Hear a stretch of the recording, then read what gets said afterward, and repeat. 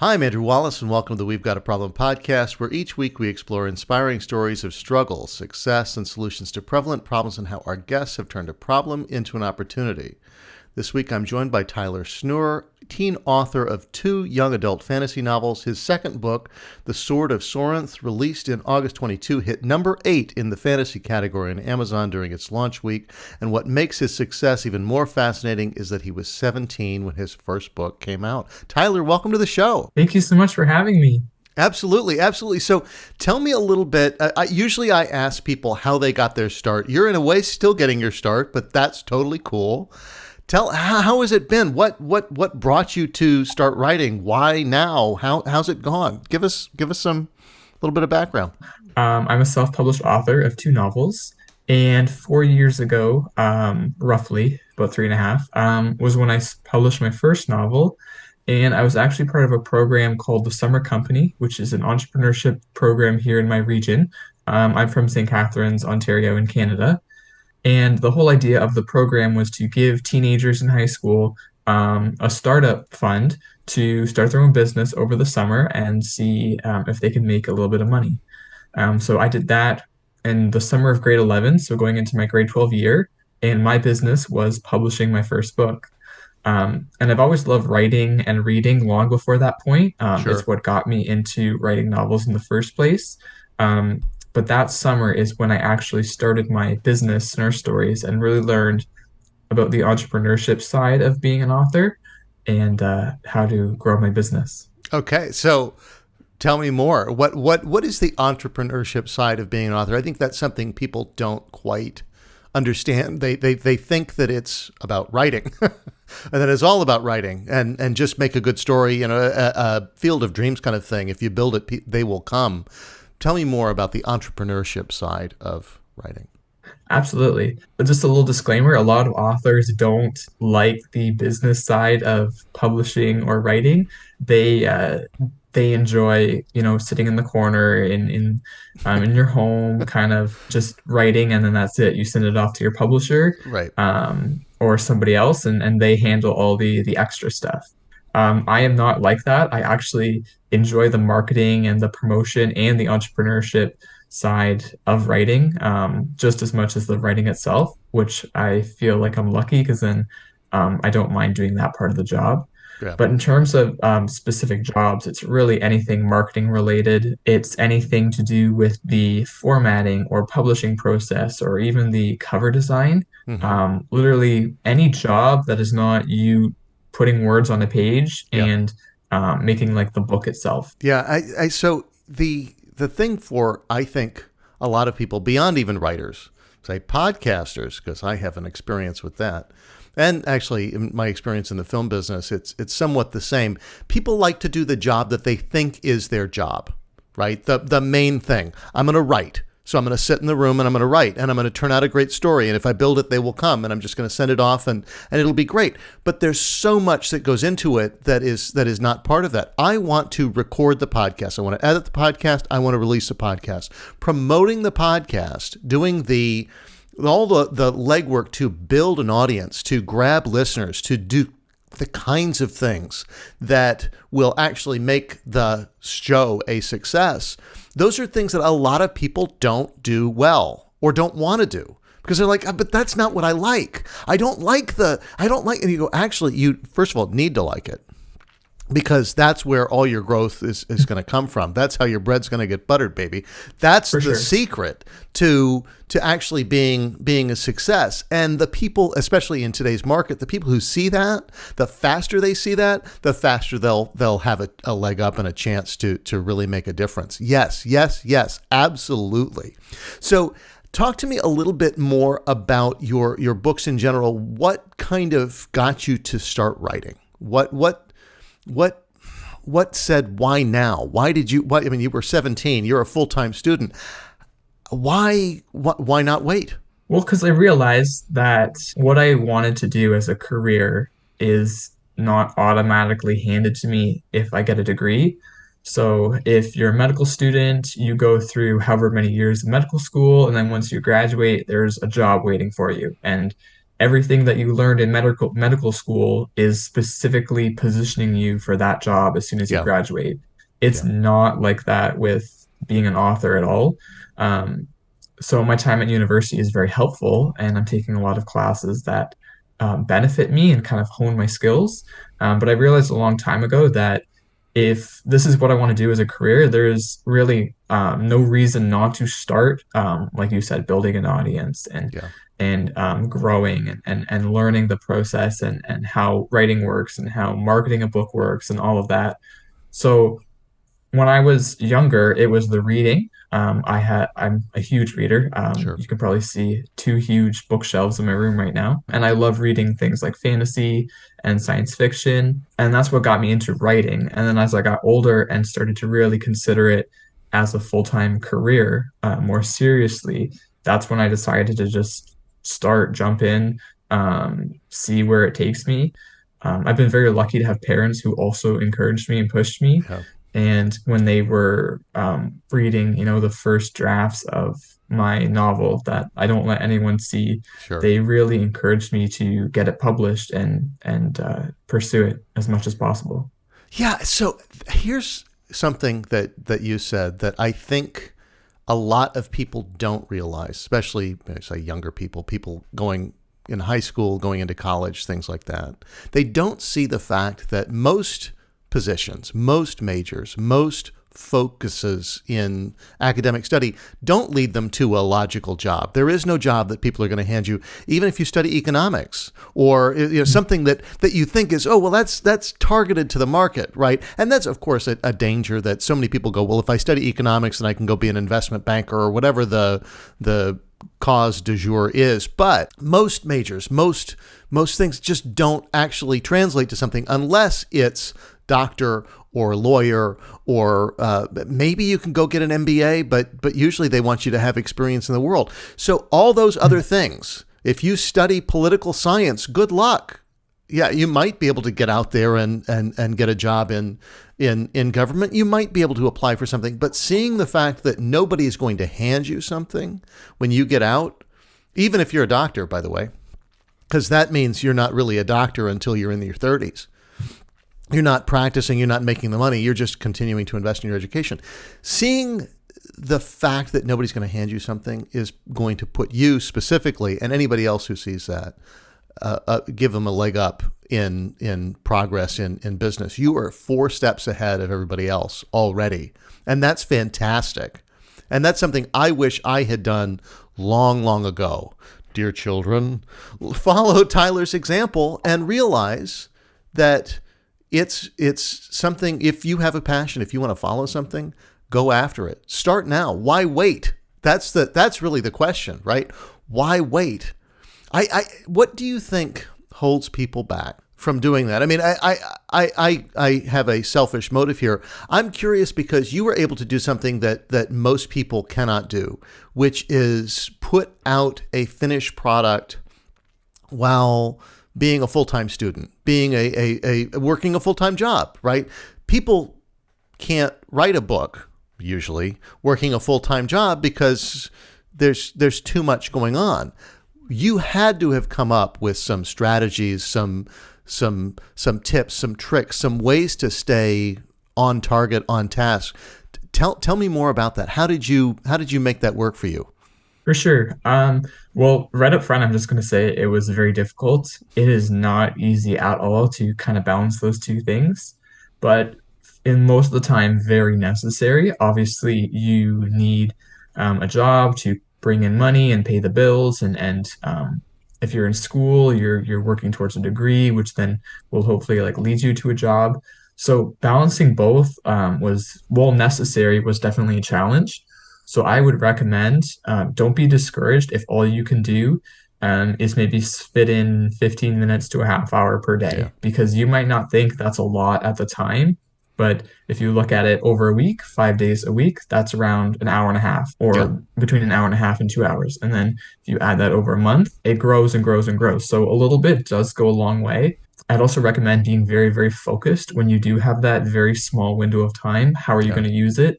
Do you know what your most productive tasks are that are going to move you forward as much as possible? because the worst thing you could do is take that small window and waste it and do something Yeah. that's not going to be as productive as it could be. Yes. Yes. And focus is a hard one for everybody. I mean, not just students, not just people working a full-time job, but everybody, especially in today's world, right? So you get into a situation where you've only got 15 minutes.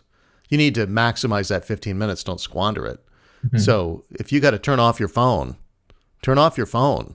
If you got to shut down Facebook and YouTube or whatever might pull your attention, there's so much tendency to turn to procrastination when you know you've got to do something. David Allen, who is, in a way, I consider him a mentor to me, even though I've never met the man, because he's written books about getting things done. He's kind of a personal productivity guru. And anybody out there, anybody listening who hasn't checked out David's book, Getting Things Done, and wants to kind of bring order to their life and how they are able to achieve tasks should check that book out. It's easy, it's accessible, it's fantastic. But even he, who is a productivity guru, says that when he sits down to write a book, he will do everything else on the list before he'll actually start writing. Right. So he's like, great. I sat down to write my book and suddenly I became a task completion machine. All that stuff that was on my list that I hadn't done, I would do that so that I felt productive instead of doing the thing that I actually needed to do. Right. Clean the drawer, clean the kitchen. The writers on The Simpsons once said, one of the writers on The Simpsons said that whenever I sit down to write, my toilet will be the cleanest that it's ever possibly been because I'd rather do that than focus on the blank page. And there's so many tendencies to do that. But yes, if you've got 15 minutes to do it, you need to focus. That is a fantastic lesson and one that we've got to underline. The other thing that you said that I want to reframe and highlight for people is the fact that it may take you a little longer to do it if you only have that amount of time. But that doesn't mean it's not possible. So often we sit down to do something and we go, you know what? I don't have the 2 hours I feel like I'm going to need. I've only got 15 minutes. So I'm not even going to start. And that means that you're never going to build that up, right? Incremental progress. Okay, I can only get a page a day, not 5, or whatever your goal is. Hey, 8 pages a day still means if you do it 365 days a year, you've still got 365 pages in a year. It might take you a year instead of 3 months. So what? If that's what you want to be doing, you need to be making the progress because 1 is infinitely better than 0. Let's just keep that Absolutely. right up front. Okay, so what is your kind of writing process like? How do you come up with your ideas? How do you're writing a series, right? So how do you, Yes. tell me more about your process. The brainstorming stage where I outline my novels, because I am an outliner, not a pantser, which for those that don't know just means somebody who writes without any clear direction on what they're writing, and then they see what they come up with at the end of a first draft. I can't do that, so I have to outline. And the outlining for me takes almost just as long as writing the first draft because I Yep. really need to figure out how the characters are going to progress, what is going to take place, what's the setting all about, how can I up the stakes as much as possible, all these things that go into a book, a good book is necessary to think about in the beginning. And I like to say the outline might be the most important part of the book because it really is the backbone of your whole novel. Mm-hmm. So once you have an outline, then you write your first draft based on that outline, and then you edit and format and all these things. But if you don't have a solid outline, then your whole book is going to be flimsy and not as good quality as it could be. Yes. So I do take Yeah. a while with the outlining. And then writing the first draft, it's just when I have those pockets of 15 minutes or a half hour, it's just how many words can I get in as possible. And I never edit while I'm writing my first draft. I just Yep. write as much as possible, even if I know it's garbage. Yeah. I just get it down on paper. Yep. Yep. That's another that's another big one for people because there's a strong tendency to edit while you go along, and then you're never going to get anywhere. You have to get it out. You have to get it down. And I think, like you say, having the outline. I am familiar with screenwriters. I work with screenwriters. That's kind of my business itself. And screenwriters come at things from two different ways, like you say. They're the big outliners, and they're the people who kind of you have to have some direction you're going, right? Have some idea, even if it's just a mental outline of, okay, they're going to start here, they're going to go here, these people are going to challenge them, and then they're going to go over here. But the people who, no matter, you can't avoid the work, I suppose, is the real kind of bottom line thing here. You can't avoid doing the work of thinking through your story. And either you're going to do that while you're sitting at the keyboard just trying to write the thing, or you're going to do it in the outline. And if you do it in the outline, boy, does the writing process, the actual sitting at the keyboard and go a lot faster, because you kind of have some signposts to follow when you're heading down that direction. You kind of know where you're going. And you might, of course, I hope, have an idea pop into your head as you're writing it to go, you know what, that's better. We should go here. We should do this. But not getting too far afield of kind of the path that you'd set yourself. Because the other tendency for really creative people, I think, is to have an idea and then go, oh, but maybe this one, but maybe this one, but maybe this one. And to start chasing this tree that now goes down, and you go, I don't know which one's better. You go, well, why don't you sit down and write the one that you said you were going to write? And then you can, keep notes. Don't throw away a great idea. But then you can go back and go, you know what? I do like that thing better, and I should do that. And okay, and that changes this. But I'm not throwing the baby out with the bathwater. You don't have anything to react to until you get the draft. And what I have said to people, and maybe you'll agree, is that the only goal of your first draft is to finish, to get it done. Right. So you've got to, like you say, maximize that time and push it out. Yes, yes, yes. So what would you tell perhaps a young writer or somebody trying to write a book in their spare time and live their dream job? What are some of the lessons that you've learned? What advice would you give, knowing now what you wished you would have known then when you started? I would say, especially to anyone in their teenage years or in high school, don't let your age stop you. Your age really has nothing to do with the fact that you want to write a book. In fact, if you position it correctly, it might actually even be like a bonus for you. Like, it might help you, as a matter of fact, because just because you're young does not mean you can't produce quality work. And if you are young and you are producing quality work, then that's going to get some attention from other people. But the point is to produce quality work. That should be your focus. Learn as much as you can. Always be practicing. Get that first draft down and then do the editing. Really don't give up. All of these, like the big tie-in between all of those tips is it will lead you to a first draft and eventually a novel that you can be proud of. Yeah. So that's my advice to all the young listeners and anyone of any age. There's a lot of barriers that people think of when they want to write a book, and if you can get past those barriers, whether it's your job, your age, personal situation, where you live, whatever it is, you can accomplish whatever you put your mind to. Yes. Yes. And that's, I think, a concept that everyone can relate to, that we can all struggle with. So often it's easy to come up with reasons why we can't, or why it won't work, or why this is not the path to pursue right now. I'm going to wait. I'm going to do it later. Conditions aren't perfect. So instead of whatever barriers are sitting there and whatever things that they're mostly in your head. Right? You're telling yourself, I can't because I'm too young, or I can't because I'm too harried as a parent, or whatever the case may be. Well, you can.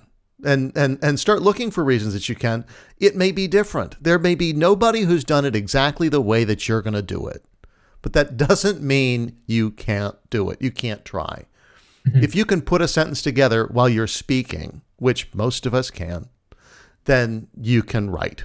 And you might be right. I've met so many people who go, who are dyslexic or who have impediments. They go, I can't be a writer because I can't see the words, but you can speak to me. You're speaking to me clearly. So you need to use audio dictation. Maybe you can put it down, or you need to find people who can help you form that and correct it and change the way that it is when you get it down. But it doesn't mean you can't write. It doesn't mean you can't make something great. And I think that can apply to any business, really. Just because you think you can't, whether that's the old saying, right?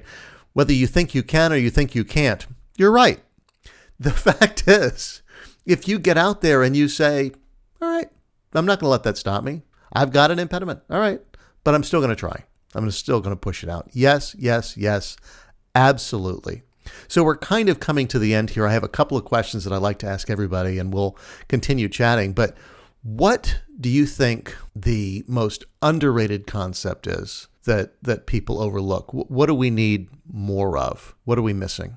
I would say just self-belief, honestly. I think a lot of times, and I'm speaking very generally here, if you have something on your heart or a dream that you want to go after, and like we were saying, like there's all those barriers and so many reasons why you can't, you're gonna listen to you. Whether if you really want that, you're gonna find a way to overcome those barriers. And if you're not willing to, then you're gonna talk yourself out of it. So I think self-belief is a really powerful thing that we don't give enough credit to, because Yeah, at the end of the day, it's up to you. And it's really the power of your mind. Are you going to push through, strategize, find a new way, or are you going to let the world tell you what you're going to do, kind of a thing? there you go. Simple and easy and very important. So on the other side of that, what do you think is highly overrated? What is the biggest fallacy people buy into that's just utter BS? Kind of going along with that, what the world tells you is true. Like I think of, online advertisements and how we live in a very like consumer age where we're being told, what to wear, what to eat, where to shop, and the whole message behind that is if you do this thing, you will be happier. And Yep. it's not true. And there are so many instances where you buy into that and you spend a lot of money on like a nice car or a boat. And no, it doesn't make you happier because that's not how the world works. But that's what everyone buys Yep. into. Yes. Yes. That's something that it takes a lot of people their entire lives to figure out, and you've got it figured out already, mature beyond your years. So Tyler, what's next for you? What do you got going on? Tell us more. Give us a little bit of taste of your book. What's coming up on the pipeline? Yeah, for sure. So I am just getting started on my third book. It's funny that we were talking about outline, and I'm just at the tail end of finishing the outline for my third book, and then hopefully in the next couple of weeks I'll dive into the first draft. Not sure when it'll be ready for release. Probably not for at least another year. But I'm also a screenwriter, and I'm working on a screenplay on the side as well. So that's my other side project going on. And I have a lot of book events coming up. I do a lot of big markets in the area, especially if you're from Canada. Anyone listening, if you want to check out my social media or my website, I have all my upcoming events listed there, and maybe I'm coming to your town if you're in Ontario, which I'm very excited about that. Fantastic. Tyler, thank you so much for joining me. Folks, if you want to know more about Tyler, you can check out snurestories.com and follow him on Instagram, Facebook, and Twitter. Links to everything are in the description as always. And until next time, we don't have a problem. We've got an opportunity.